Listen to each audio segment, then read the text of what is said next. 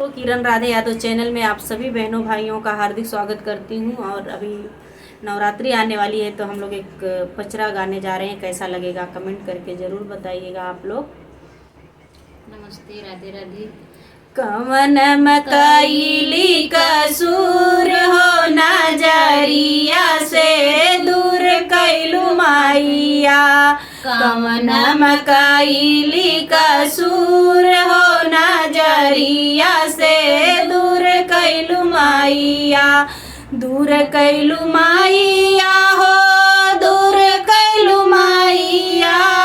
दूर कैलू माइया हो दूर कैलू माइया। कवन मकैली कसूर हो नजरिया से दूर कैलू मैया। पूड़िया मिठैया मैया तोह के चढ़ावली। पूड़िया मिठैया मैया तोह के चढ़ावली। भोगवा लगौली भरपूर हो नजरिया से दूर कैलू मैया। भोगवा लगौली भरपूर हो नजरिया से दूर कैलू मैया। कवन मकैली कसूर हो नजरिया से दूर कैलू मैया। कवन मकैली कसूर हो नजरिया से दूर कैलू मैया। दूर कैलू मैया हो दूर कैलू मैया। दूर कैलू मैया हो दूर कैलू मैया। कवन मकैली कसूर हो नजरिया से दूर कैलू मैया। नारियर चुनरिया मैया तोह के चढ़ावली। नारियर चुनरिया मैया तोह के चढ़ावली।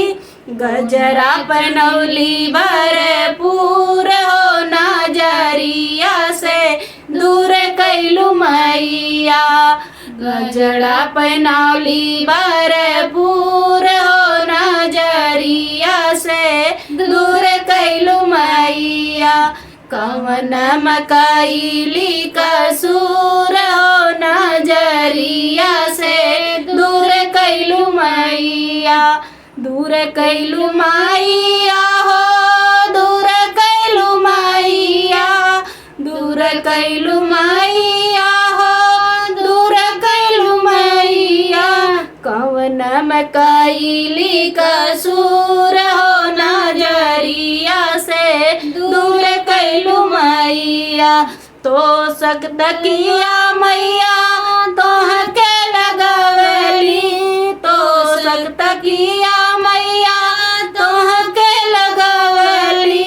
हमन कराए भरपूर हो नजरिया से दूर कैलू मैया।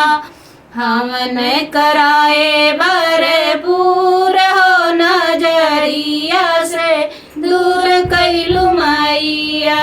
जय माता दी।